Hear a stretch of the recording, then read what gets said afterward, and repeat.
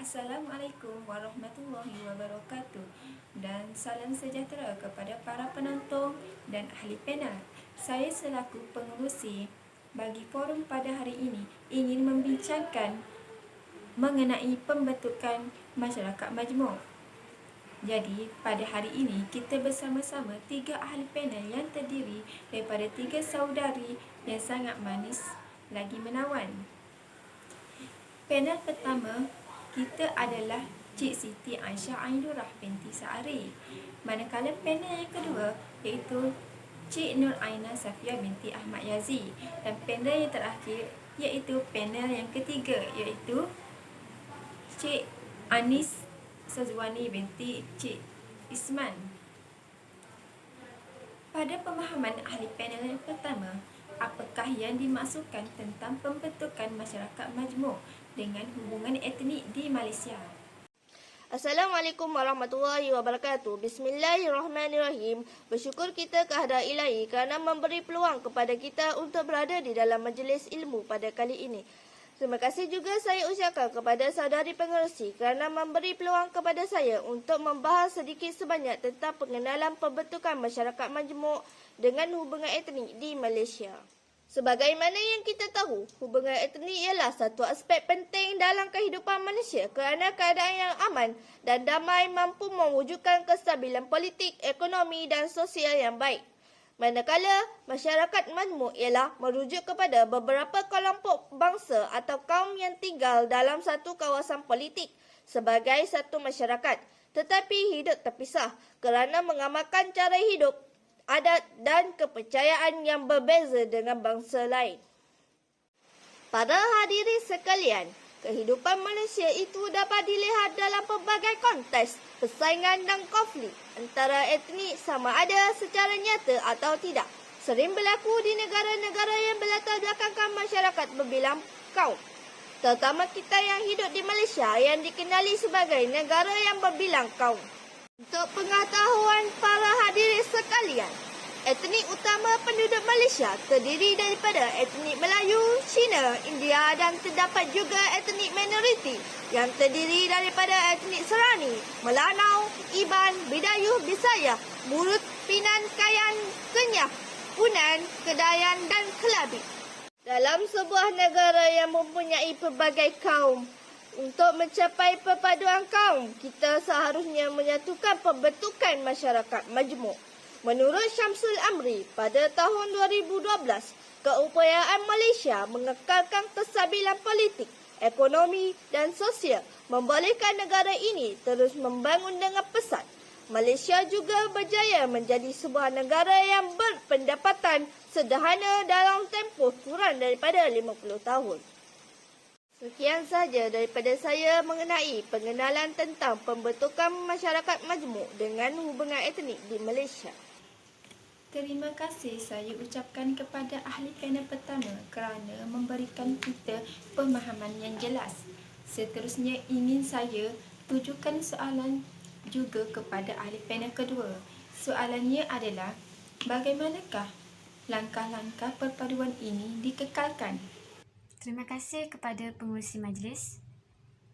Perpaduan dalam kalangan rakyat Malaysia yang berbilang kaum perlulah dipupuk dari semasa ke semasa. Usaha ini perlulah dilakukan bagi memastikan keamanan negara terpelihara.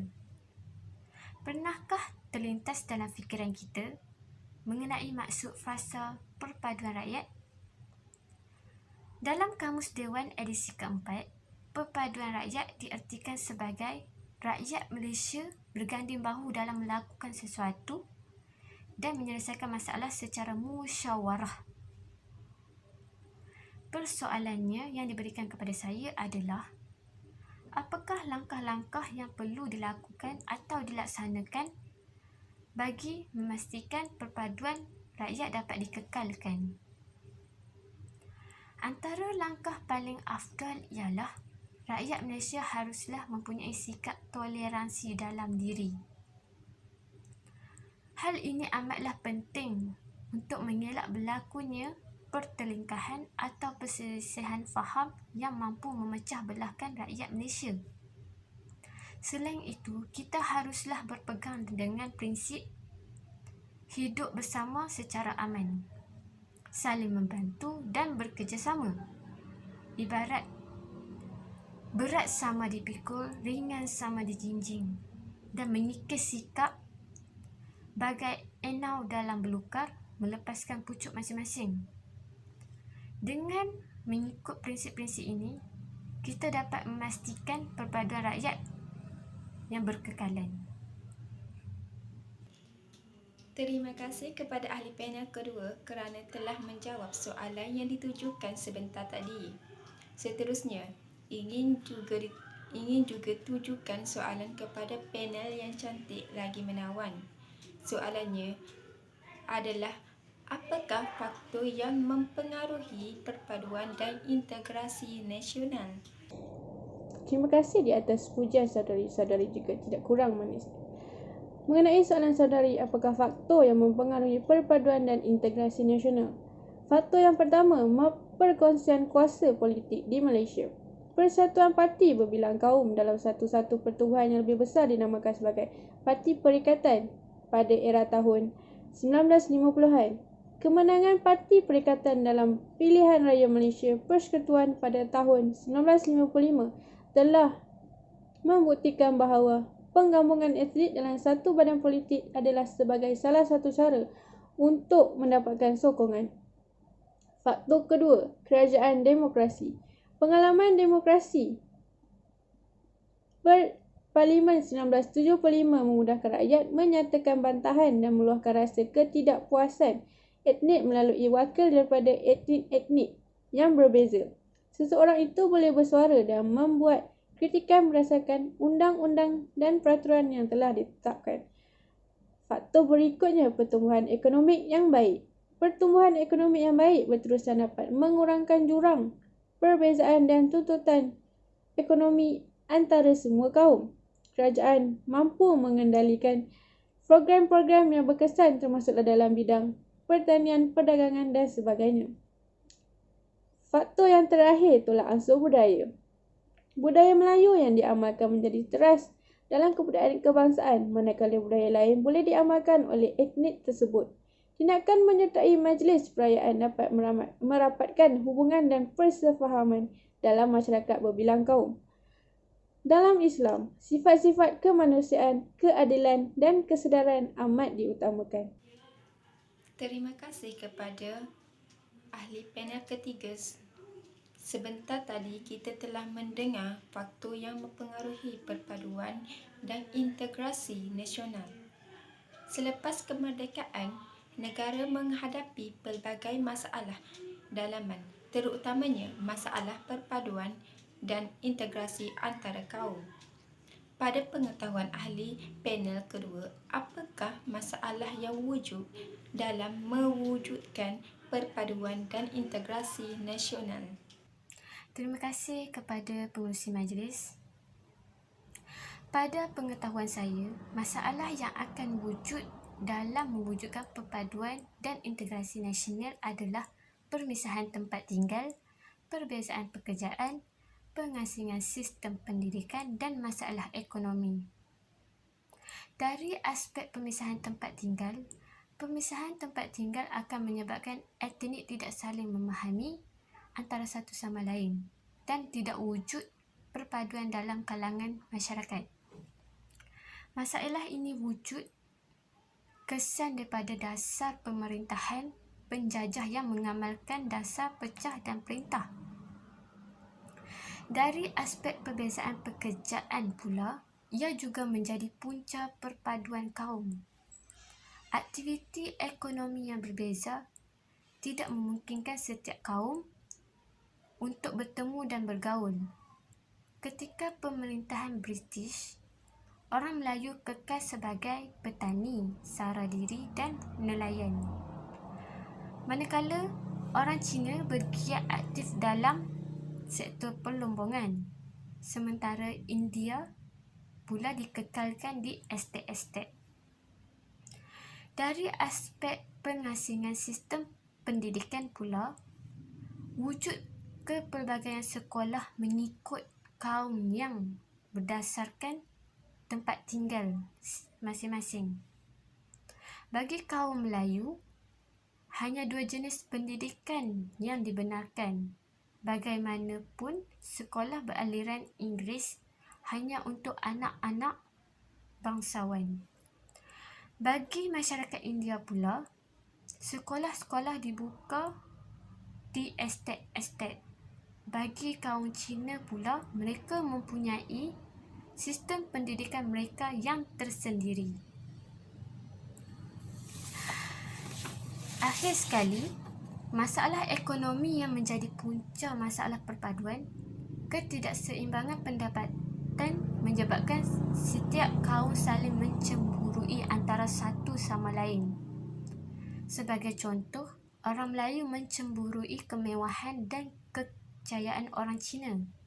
Sementara orang Cina dan India pula mencemburui kelebihan orang Melayu mendapat peluang perkhidmatan dalam sektor pentadbiran awam. Terima kasih kepada ahli panel kedua. Seterusnya, ingin saya tujukan soalan kepada ahli panel pertama. Sebagai rakyat Malaysia, kita diajar untuk mengingati dan mempraktik rukun negara. Menurut ahli panel pertama, apakah yang dimaksudkan dengan rukun negara? Terima kasih sekali lagi saya ucapkan kepada saudari pengerusi. Untuk pengetahuan hadirin, demi mencapai keharmonian hidup perpaduan dalam negara Malaysia, terdapat pelbagai cabaran yang perlu kita semua hadapi. Hal inilah yang membentuk ideologi rukun negara di Malaysia. Rukun negara inilah berfungsi sebagai tulang belakang yang menjadi sandaran dan pegangan bagi rakyat Malaysia. Rukun negara ialah satu ideologi negara yang digubal sebagai sebahagian daripada usaha kerajaan untuk menyatukan rakyat dan membimbing mereka ke arah perpaduan. Usaha pengubalan rukun negara dilakukan semasa negara diperintah oleh Majlis Gerakan Negara, iaitu Megiran, iaitu selepas rusuhan kaum 13 Mei 1969. Hadirin sekalian, rukun negara lahir hasil daripada pemikiran Majlis Perundingan Negara yang diwakili oleh parti politik, Kesatuan Sekerja, Akhbar, Pertubuhan Profesional, Badan Agama dan pelbagai pertubuhan lain. Kesemua wakil ini diberi peluang untuk berbincang dan mencari penyelesaian atas masalah hubungan kaum yang boleh menjamin keharmonian hidup bersama. Saudara-saudari sekalian, rukun negara yang diisytiharkan pada 31 Ogos 1970 merupakan satu susunan prinsip hidup bermasyarakat yang mengandungi nilai-nilai kenegaraan dan norma-norma sosial yang mencakupi seluruh aspek kehidupan bernegara seperti agama, budaya, politik, ekonomi dan perundangan. Setiap prinsip itu berperanan dalam melahirkan sebuah negara yang rakyatnya hidup bersatu padu, aman dan harmoni. Untuk makluman para hadirin, terdapat 5 objektif rukun negara. Pertama, mewujudkan perpaduan yang lebih erat dalam seluruh masyarakat. Kedua, memelihara cara hidup demokratik. Ketiga, mencipta satu masyarakat yang adil dan saksama. Keempat, membentuk satu sikap yang liberal terhadap tradisi kebudayaan yang kaya dan pelbagai corak. Terakhir sekali, membina sebuah masyarakat yang progresif meladaskan sains dan teknologi moden. Kelima-lima objektif di atas terkandung dalam 5 prinsip rukun negara yang kita wajib ingat dan terapkan dalam diri, iaitu pertama, kepercayaan kepada Tuhan, iaitu agama sebagai pegangan utama rakyat Malaysia. Rakyat yang beragama juga mudah diurus untuk menjadi warga negara yang baik dan bertanggungjawab.